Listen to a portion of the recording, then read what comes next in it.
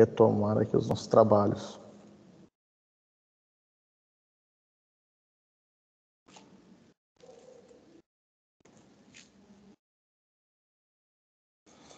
Muito bem, gente. Então, dando início à segunda parte da aula, parte final da nossa aula híbrida de hoje, presencial aqui no campus São Leopoldo. Deixa eu mostrar aqui a sala de aula para vocês matarem a saudade. Olha só que legal, bacana, bem vazio. Se quiserem, eu circulo também lá no Fratello para vocês lembrarem como é que é. Bom, brincadeiras à parte. Deu saudades, Nathalie? Eu também tinha saudade aqui do campus, mas é meio triste ver tudo vazio. O bacana é o pessoal aqui preenchendo o campus e encontrando as pessoas nos corredores. Aí sim que é legal. Mas vamos lá. Vai tudo melhorar. Salve, professor Leandro. Estou aqui agora, estou aqui com o professor Leandro, que está me acompanhando para não deixar sozinho. Ó. Olha lá, saudando vocês. Valeu.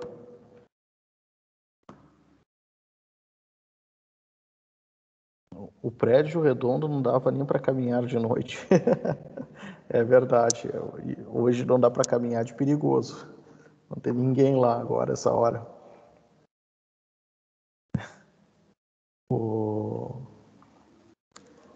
Vamos lá. Vou colocar aqui, compartilhar com vocês a tela.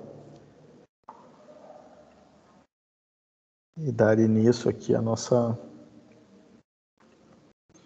última partezinha do encontro de hoje. Que é para falar do crédito tributário e a forma da sua constituição, certo? Então vamos lá, vamos falar sobre o crédito tributário.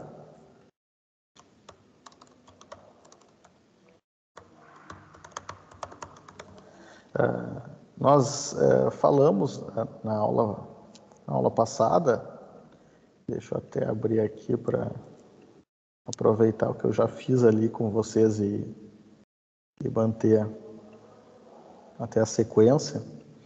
Na aula passada que nós falamos sobre obrigação tributária, eu coloquei aqui um esqueminha que eu vou copiar e trazer para a nossa aula de hoje, que é o ciclo de vida do tributo.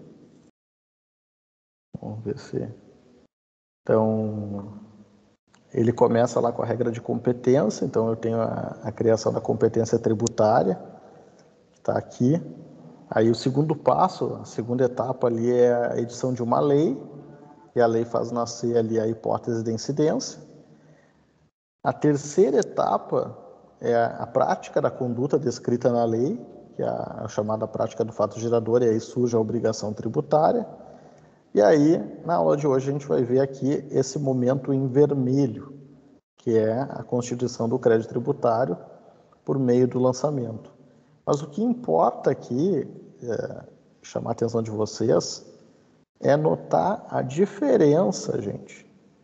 Então, uma estrelinha aqui para chamar a atenção.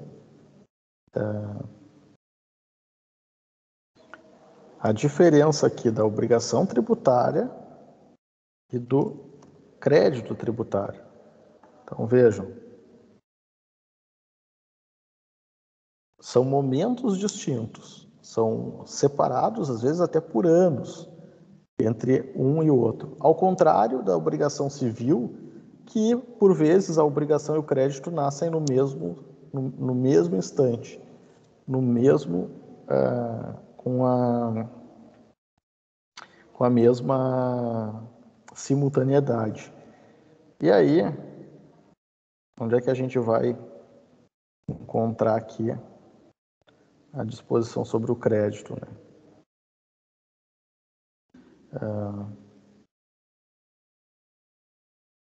Então, ele tem origem com o lançamento, como eu mostrei ali no nosso gráfico, naquele ciclo de vida do tributo. E o lançamento tem a definição aqui do artigo 142.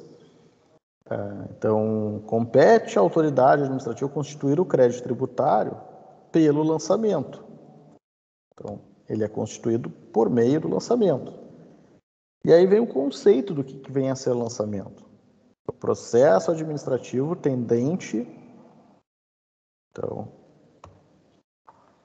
a verificar a ocorrência do fato gerador. Então, esse é o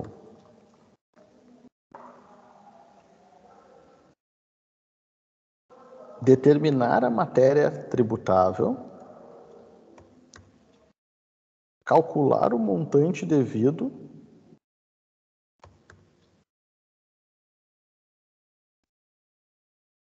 identificar o sujeito passivo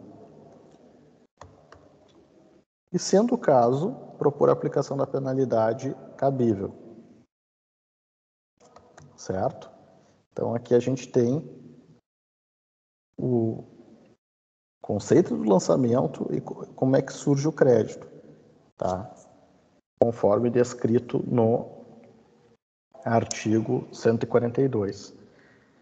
Se eu pudesse fazer uma comparação grosseira, assim, uma aproximação para a gente tentar tornar isso mais próximo dos nossos olhos, com o que eu compararia? Auto de infração de trânsito. Então, vamos ver se eu tenho uma imagem aqui para mostrar para vocês.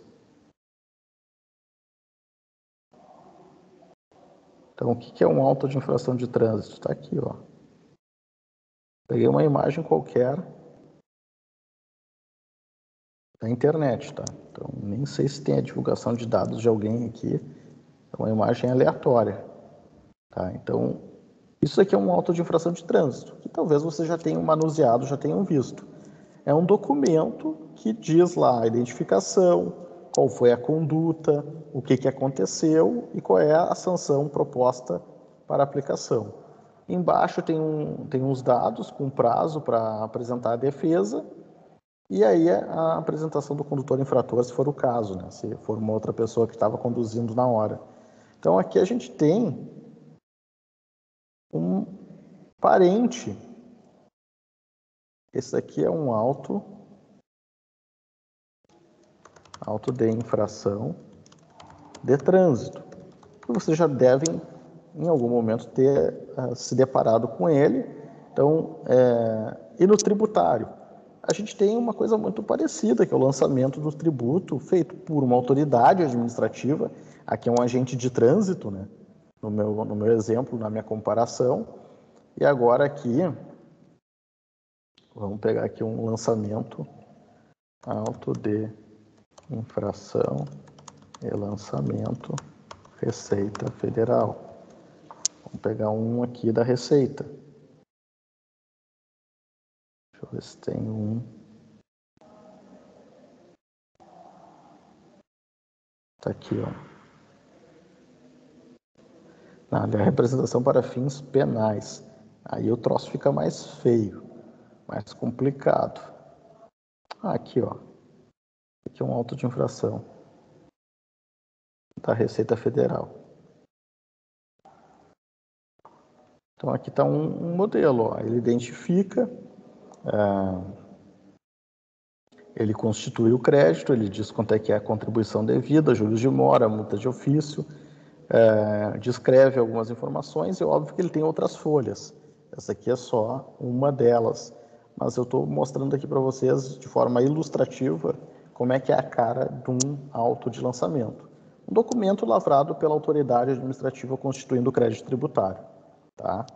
Então, esse daqui, digamos que é o modelo do auto de lançamento original, o auto de lançamento mais, digamos, raiz, o auto de lançamento mais antigo, old school, que é o chamado lançamento de ofício.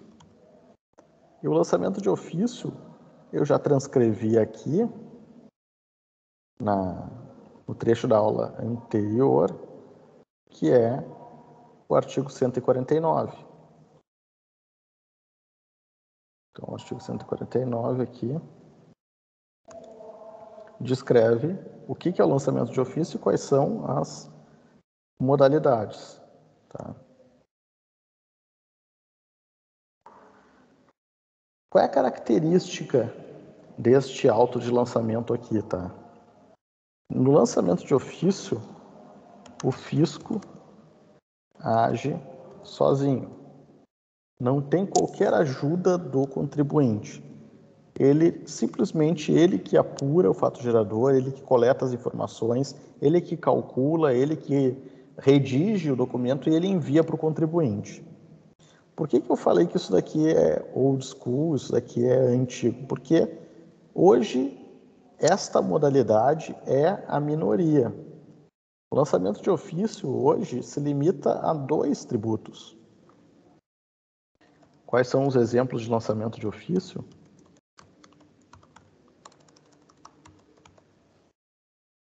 Em situações normais, apenas o IPTU é feito de ofício e o IPVA é o lançamento de ofício. Todos os demais casos,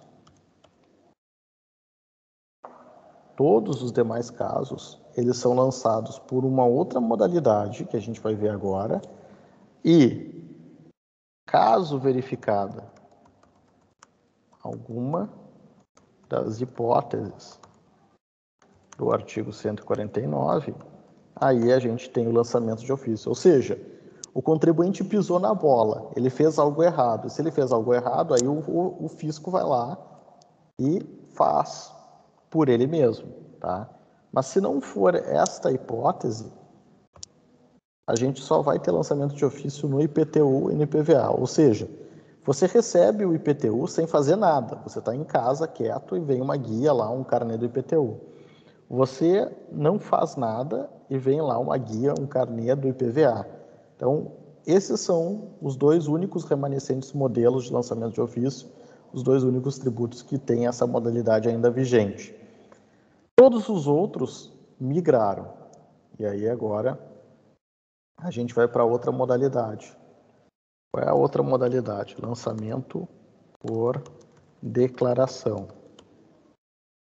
Então, aqui como é que funciona? O contribuinte ajuda e o fisco completa o trabalho.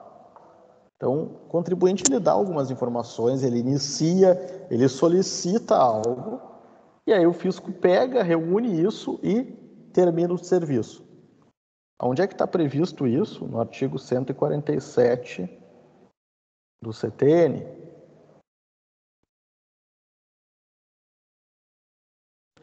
Então, aqui vocês podem ver.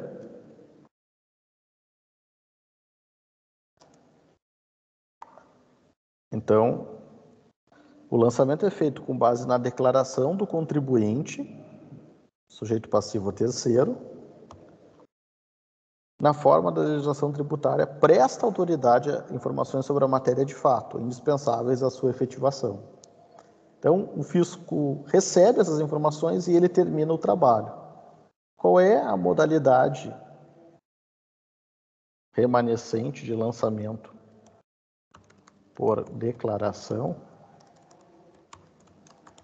No Rio Grande do Sul, apenas restou o ITBI. Então, como é que funciona o ITBI? Ele é um imposto que incide sobre a compra e venda de imóveis. Então, o comprador, ele comparece até um tabelionato para lavrar a escritura pública de compra e venda. Aí ele vai lá no tabelionato e dá os dados da transação, informa quanto que o vendedor está fazendo a venda, são levados os documentos para a lavratura da escritura, e aí, com base nessa documentação, esses dados vão para a prefeitura, município, que faz a expedição da guia de ITBI. E aí, com base nessas informações, ele lavra a guia de ITBI. Então, essa é a modalidade, digamos, o único tributo que restou nessa modalidade. Por que eu falei o Rio Grande do Sul? Porque em alguns estados o ITCD ainda é nesta modalidade. Tá? No Rio Grande do Sul não mais, porque foi alterada a legislação e o ITCD passou a ser um tributo também cujo lançamento é feito pelo contribuinte. E aí a gente vai para a modalidade que é, digamos, a preferida do fisco. Lançamento por homologação, ou também chamado de autolançamento. Aqui, o contribuinte age só. Ele faz tudo, o contribuinte faz tudo, o fisco não faz nada. Por que essa é a modalidade hoje preferida, a modalidade majoritária de todos os tributos? Porque, por razões óbvias, é muito melhor não fazer nada, né? Então o fisco gostou disso. Não precisar fazer nada e simplesmente só canetear quando ele entender que é o caso. Então, esta é a modalidade que prepondera em todos os tributos no Brasil atualmente. Todos eles, fora aqueles que eu mencionei. Claro, aí em alguns municípios você vai encontrar lá algumas taxas sendo lançadas de ofício. É possível que alguns órgãos da administração pública expeçam taxas por lançamento de ofício, mas assim, eu estou falando assim dos tributos que impactam no dia a dia das pessoas. No cotidiano das pessoas, a divisão é essa que eu expliquei. A maioria, lançamento por homologação, uma minoria, lançamento por declaração, e só aqueles dois, lançamento de ofício, que eu acabei de mencionar. E por que se chama lançamento por homologação? Tá? Por que ele recebe esse nome? Vamos tentar exemplificar aqui, trazendo aqui uma linha do tempo, para ilustrar aqui para vocês o que significa isso, essa homologação. Então imagine o seguinte, nós estamos aqui diante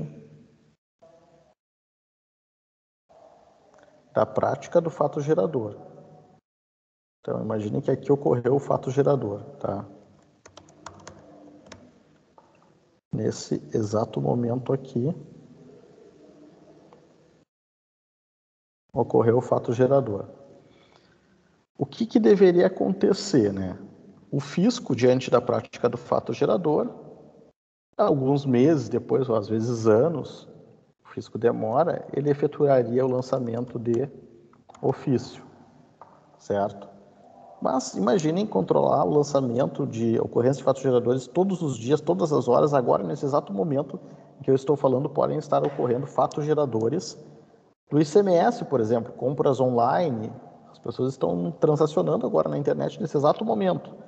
Então, o fisco disse, isso aqui dá muito trabalho, não vou fazer. Então, o que o fisco disse? Não, vamos fazer o seguinte, vamos fazer o lançamento por homologação. Por que ele recebe esse nome? Por que ele ganha esse nome? Porque o fato gerador foi praticado, o contribuinte declarou, ele vai lá e presta informação. E hoje, boa parte dos lançamentos são feitos de forma eletrônica, né, online, e ele vai lá e faz o pagamento. Assim, questão de dias depois da geração, ele faz o que se chama de pagamento antecipado. Por que é pagamento antecipado? Porque este lançamento ele depende de homologação. Ele ainda não está perfeito. O fisco ainda vai revisar, vai examinar e ele tem um prazo para fazer isso. Então, esse é um pagamento antecipado, é uma apuração prévia sujeita à homologação. Se, vamos dizer aqui que aqui seja o final do prazo,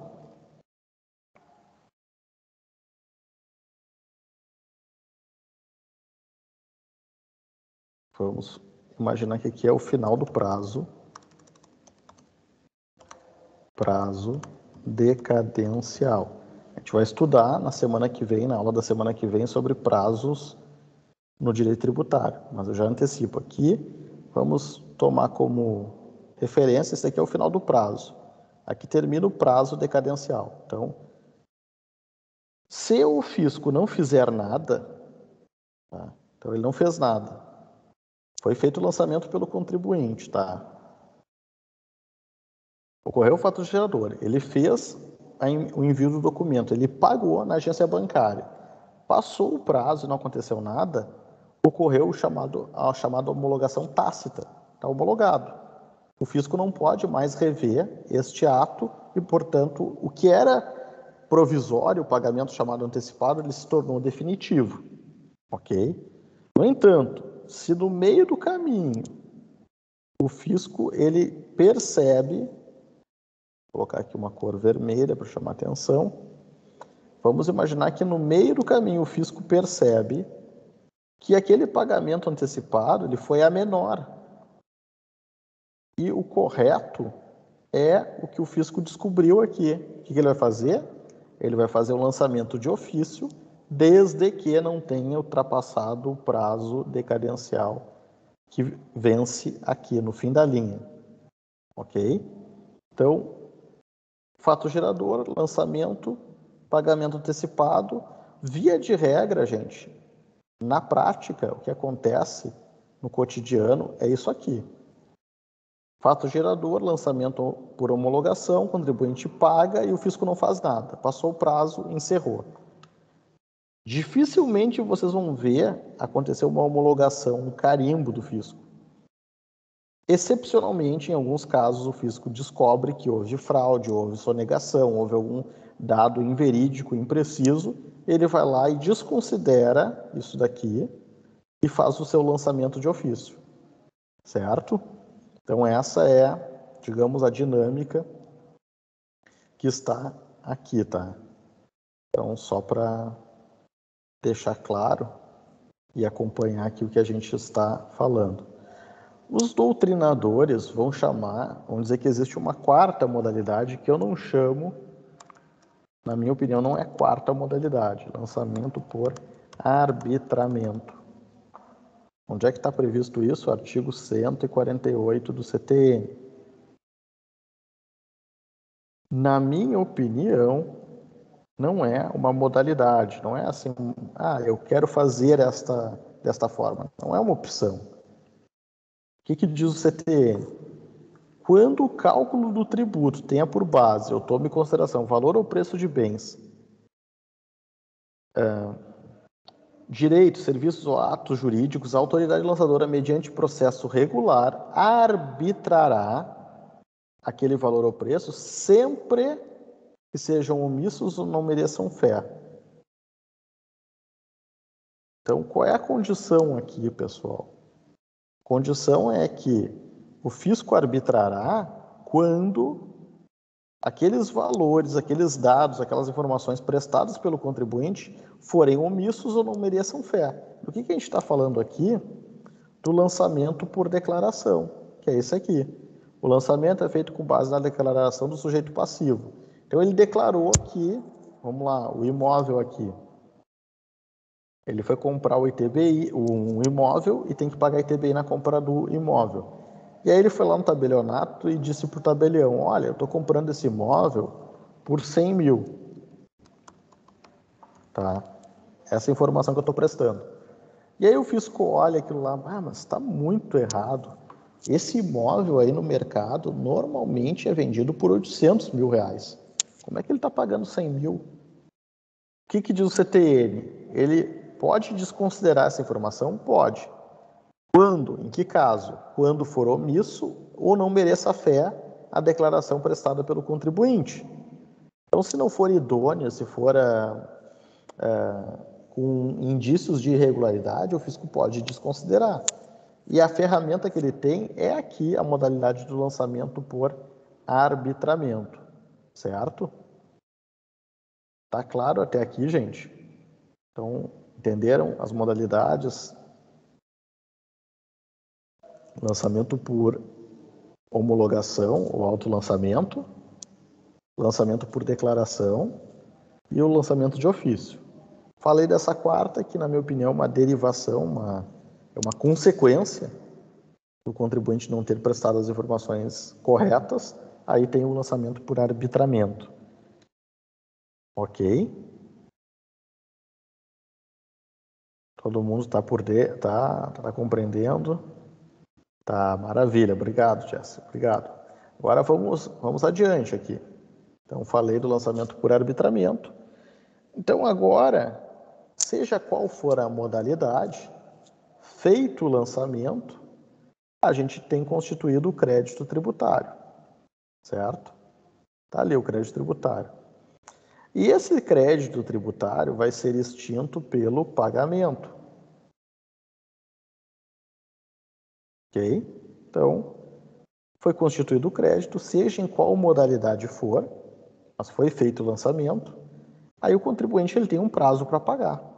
E ele, se fizer o pagamento certo, na quantia certa, na modalidade certa, ele extingue o crédito tributário. O pagamento extingue o crédito tributário, certo? Mas, vamos lá, pode ser, por N razões, por qualquer que seja a razão, que o contribuinte ou não queira, ou não possa, ou não seja correto pagar. Ok? Se, aí vamos lá, vou pegar aqui, vamos trabalhar com a hipótese de que o contribuinte, com o lançamento feito regularmente constituído, ele por alguma razão, vamos lá, só dar uma embolada aqui, só para a gente poder ter espaço e trabalhar com o que vai vir na sequência, tá? Mas entendam aqui tudo como sequências, atos independentes, distantes no tempo um do outro, tá? Vamos lá.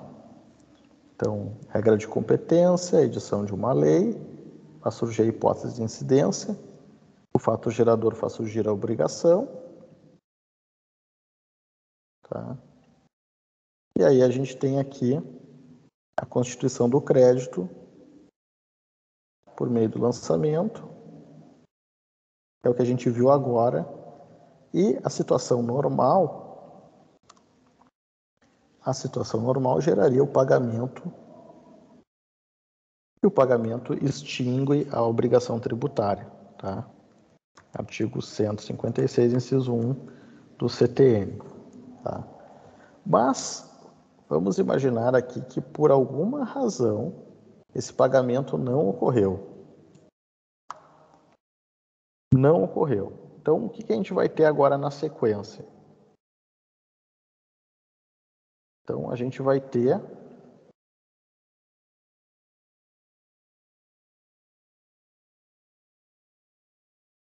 a inscrição em dívida ativa,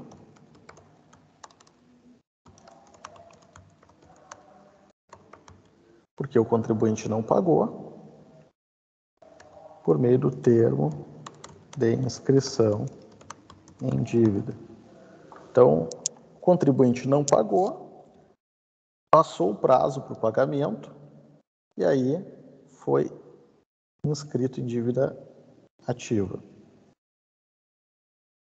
E aí, o que acontece? Se o cidadão foi inscrito em dívida ativa, a partir de agora, ele não tem mais um documento. Como é que é o nome do documento? É a CND, Certidão Negativa de Débito. Enquanto a pessoa pagou, eu vou lá no site da Receita e tiro uma CND no meu nome. Eu boto o meu CPF, boto o CNPJ da minha empresa e vai sair uma certidão dizendo: eu não devo nada. A partir deste momento aqui, a pessoa não tem mais certidão negativa de débito. Por que ela não tem mais? Porque ela deve, ora.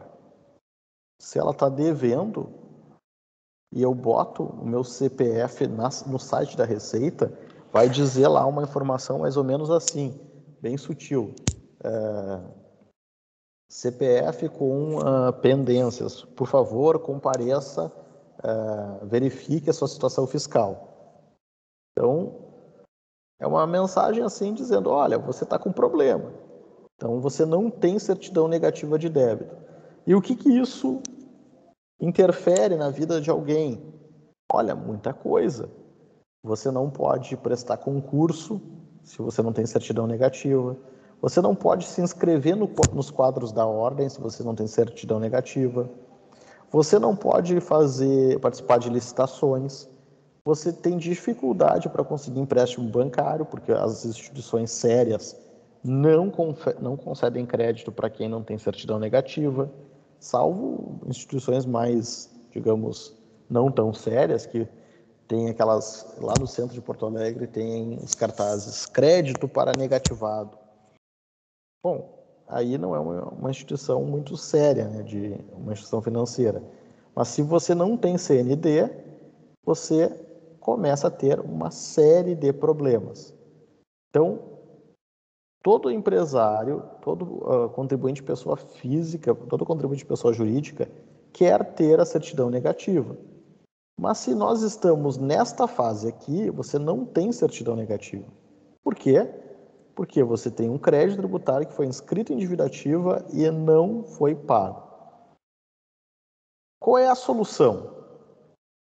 Se você tem uma dívida inscrita e você não pagou, qual é a solução? Bom, então agora vamos falar da carta coringa, super trunfo, que é a chamada suspensão da exigibilidade do crédito tributário. Então, a suspensão da exigibilidade do crédito tributário resolve esse problema, que é o que a gente vai ver agora, tá? Então, imagina o seguinte: constituído o crédito tributário pelo lançamento, nós podemos dizer que esse crédito ele é certo, líquido e exigível. Ou seja, ele pode ser cobrado pelo fisco. O fisco tem legitimidade para promover a execução fiscal e cobrar esse crédito. Então, o que o contribuinte pode querer fazer para poder ter a certidão negativa enquanto, enfim, se averigua aqui a correção da administração ao lançar esse tributo? Ele pode pedir a suspensão da exigibilidade do crédito. E agora a gente vai ver suspensão da exigibilidade do crédito tributário. Então, quando que eu tenho direito à suspensão da exigibilidade do crédito? O CTN elenca, no artigo 151, as 6 hipóteses. Que são essas aqui que eu vou transcrever na nossa lâmina. Então, imaginem o seguinte. São essas 6 hipóteses. Ah, mas eu quero suspender de outra forma. Não, não tem outra forma. São essas únicas 6 hipóteses. O judiciário entende que ele não pode criar uma 7ª, uma 8ª hipótese. Ele somente pode conceder as hipóteses que estão no CTN, na lei. Então, são essas 6, tá? Não tem outra forma. E aí vamos a elas. Quais são as hipóteses de suspensão da exigibilidade? A primeira delas que está lá é a moratória, tá? Então, o que é a moratória? É um prazo, é uma canja, é um fôlego. Quando o governo concede moratória, ele não está... E aqui estão as hipóteses de moratória previstas no CTN. Então, quando o governo concede a moratória, ele não está dispensando o pagamento ou concedendo um perdão da dívida. Ele está dando um fôlego, um prazo a mais. Tá? Querem um exemplo? Tem exemplo recente. Governo prorroga prazo de pagamento de tributos. Isso daqui é uma moratória. Quer ver? Aqui está a notícia. Notícia deste ano. Então, vamos pegar aqui, colocar lá no nosso...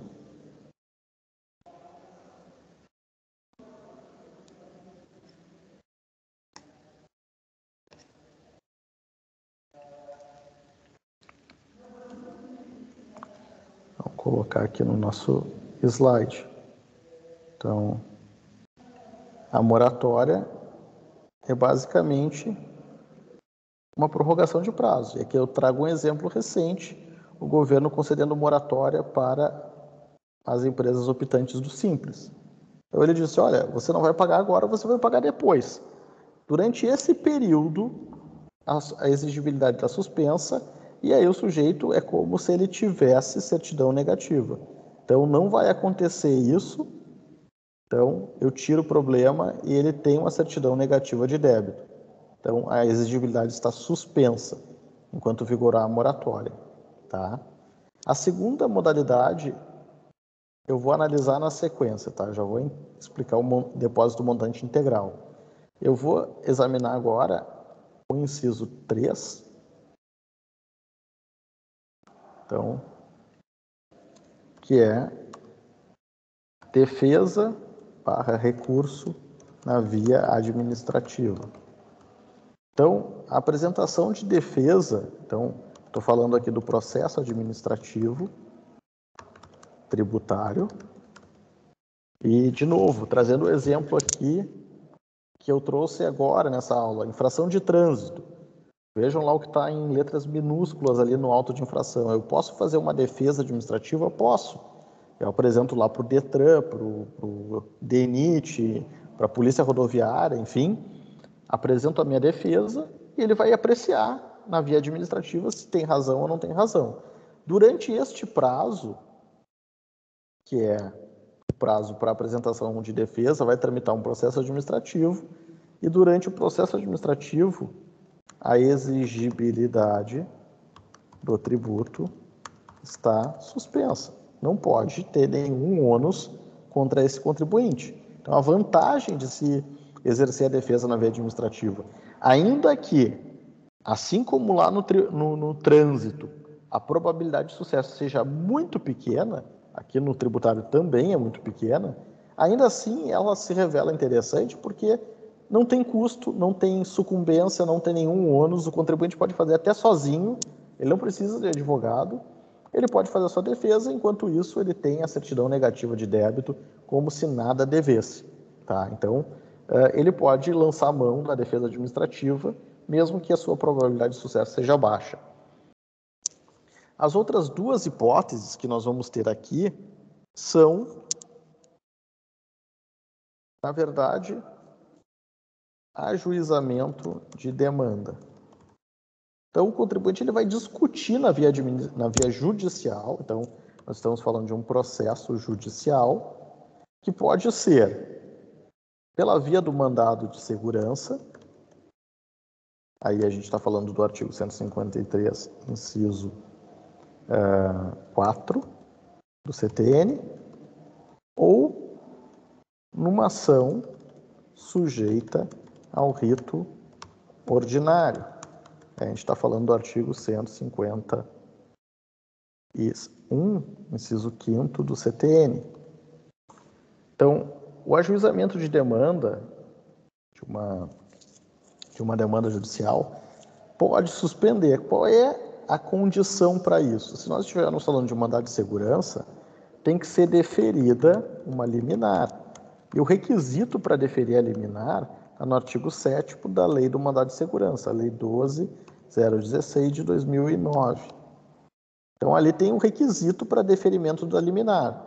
Se nós estivermos falando de uma ação sujeita ao rito ordinário, tem que ser deferida a tutela de urgência,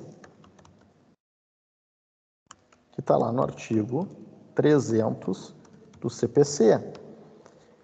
Então, tanto na Lei do Mandado de Segurança quanto no artigo 300 do CPC estão lá presentes os requisitos para deferimento da medida de urgência, vamos chamar assim. Se estiverem caracterizados, configurados, e o juiz se convencer da comprovação, do preenchimento dos requisitos, ele defere a tutela antecipada, a tutela de urgência, ou ele defere a medida liminar do mandado de segurança, e aí, com o deferimento dessas medidas, a gente tem a suspensão da exigibilidade do crédito, certo? Então, eu tenho que ter o pressuposto, é requisito, que estejam configurados esses elementos. Que basicamente no mandado de segurança ali vamos lá, vamos pegar a lei aqui para pegar exatamente as palavras, as expressões do legislador. Então, o que diz lá a lei 12.016? No seu artigo 7º,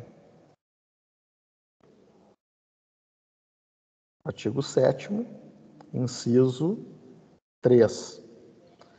Suspenda o ato que deu motivo ao pedido quando houver fundamento relevante e o do ato impugnado resultar ineficácia da medida. Então, aqui a lei diz fundamento relevante e mais ineficácia da medida, ou, diz a lei,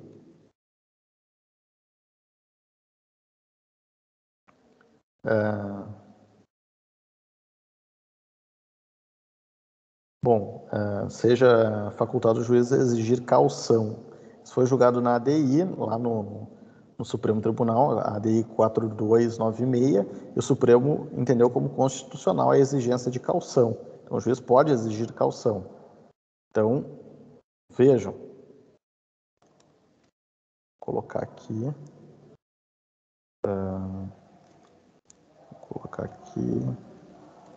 Caução é constitucional. ADI número 4296. 296 STF. Então,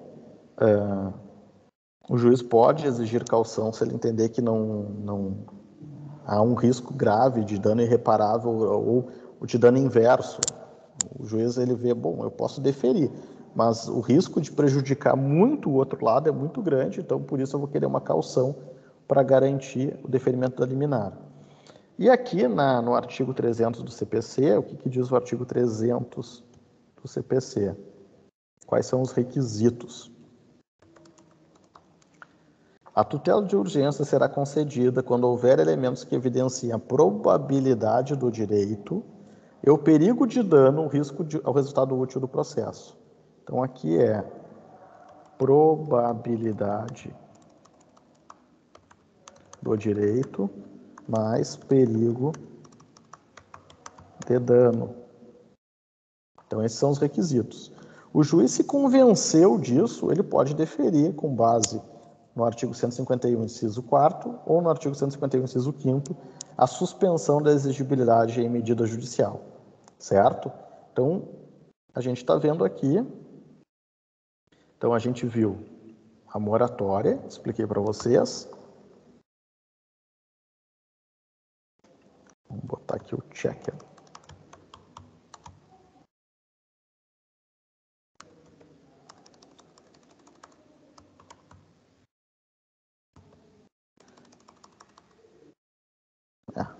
Deixa para lá. Então, moratória nós vimos. Falei defesa administrativa, que é o inciso 3º, já vimos. Concessão de medida liminar em mandado de segurança e concessão de medida liminar ou tutela antecipada em ação judicial. tudo isso a gente já viu. A gente pulou de propósito o depósito do montante integral. Por que a gente pulou e eu falei que foi propositado? Então vamos lá. Depósito do montante integral. O que é o depósito do montante integral? Então, eu vou fazer um depósito do valor que está sendo cobrado, que foi lançado e que eu acho que é indevido, em juízo, o chamado depósito judicial. Então, eu vou ao judiciário e peço para o juiz que seja deferida a abertura de uma conta judicial que vai ficar sob a gestão do magistrado, do juízo. Então, o dinheiro não é do fisco, não confundir com o pagamento. DARF. Isso daqui é pagamento, não é depósito judicial. Depósito do montante integral, ele não é o pagamento para o fisco. É depositado em juízo, aquele dinheiro fica à disposição do juiz, e aí, durante o tramitar da demanda, como foi depositado o montante integral, o grifem aqui, ó, não é para depositar meia boca, tem que depositar tudo. Então, depósito do montante integral, depositado em juízo, suspende a exigibilidade. E aí, não há razão para o fisco querer cobrar, querer fazer qualquer medida coercitiva, se está garantido lá o depósito integral em juízo à disposição do fisco. Certo? Então, o depósito do montante integral é a causa de suspensão e elide a responsabilidade, digamos, a exigibilidade do crédito. Aí vem a seguinte pergunta, né? Mas por que alguém depositaria se existe a possibilidade de pedir liminar em mandado de segurança ou tutela antecipada numa ação pelo rito ordinário? Ora, eu vou fazer o depósito do montante integral se eu não tiver presentes os requisitos da liminar do mandado de segurança ou os requisitos do artigo 300 do CPC para deferimento da tutela de urgência. Em outras palavras, eu vou pedir o depósito do montante integral quando eu sei que eu não tenho os elementos. Então, é uma faculdade do contribuinte e isso é uma bela lição assim, para a advocacia, porque o advogado ele perde credibilidade quando ele começa a pleitear coisas irrazoáveis. Ele vai e comparece em juízo, e aí vocês, quem trabalha em cartório, quem já estagiou em gabinete, conhece aqueles advogados que sempre contam a mesma ladainha. Todos os contribuintes são honestos, eles são vítimas de uma conspiração global, e aí eles estão quase que quebrando, fechando as portas e vão morrer. E aí ele imagina com isso que convenceu o juiz e vai ganhar uma liminar no mandado de segurança. Negativo. Ele está pedindo isso em tudo, nenhum dos casos é verdadeiro e ele perdeu a credibilidade perante o judiciário. Então, quando se vai fazer o uso do mandado de segurança ou da pedida da tutela de urgência, tem que se reservar para os casos que realmente se encontram configurados os requisitos, sob pena de você ordinarizar o que não é para ser ordinário. Isso aqui é uma medida em caráter excepcional para essas hipóteses. Então, é muito importante que o advogado que vai fazer o uso disso, ele faça uma análise cuidadosa, ele faça criterioso o juízo aqui sobre o cabimento de uma ou de outra hipótese, sob pena ele perder credibilidade. Quando ele for pedir de verdade para valer, ele não tem a menor moral em fazer o pedido, em formular o pedido, porque ele é tido como um enrolão. Então, tem que usar com muita parcimônia. E quando não tem o preenchimento, o que tem que fazer? Tem que pedir o depósito do montante integral. Eu entro com a minha ação, deposito em juízo e digo, está aqui, está depositado. Eu quero discutir, lá no final a gente vai provar que eu realmente tenho razão e que eu tenho condições de extinguir esse crédito, e aí eu vou levantar esse depósito todo em favor do meu cliente. Tá? Então, expliquei um depósito, expliquei o recurso na via administrativa, falei do ajuizamento das demandas e a gente vai para o último elemento, que é aquele previsto ali no artigo 6º. Então, até aqui a gente viu situações em que o contribuinte ele não admite o pagamento. Tá? Ele não admite, ele não se conforma com a cobrança do tributo. A última hipótese é o caso em que o contribuinte não só ele reconhece que deve, como ele diz que não tem condições, ele pede para parcelar porque ele não tem como pagar isso de uma única vez. E aí eu tenho a modalidade do parcelamento do tributo. E qual é a consequência? Enquanto o sujeito está enquanto ele está parcelando, ele confessa, então o primeiro passo é confessar que deve, abrir mão, então o parcelamento é uma confissão de dívida. Ele vai lá e confessa, ó, devo e não estou reconhecendo a reconhecimento da legitimidade e legalidade do crédito. Um segundo passo, ele tem que desistir de debate, discussão no âmbito administrativo e no âmbito judicial. Se ele tem um ou outro, às vezes tem os dois, tem que desistir. Então, é condição para entrar no parcelamento. E aí ele tem que aderir à modalidade vigente. Então, os governos, via de regra, quase que todos os anos, eles editam programas especiais de parcelamento. Então, foi editado o Refis, o PAES, o PAEX, o Refis da crise, Refis da Copa, o PERT, HERKIT, enfim, tem várias modalidades de parcelamentos que variam de acordo com o governo da época, as condições da época e, enfim, uma certa discricionariedade do poder administrativo que propõe o parcelamento. O que o judiciário tem dito? Olha, contribuinte, você deve aderir à modalidade vigente, ao tipo de parcelamento que está em vigor na lei. Ah, mas eu quero pegar um pouco desse, um pouco daquele e ter uma outra condição.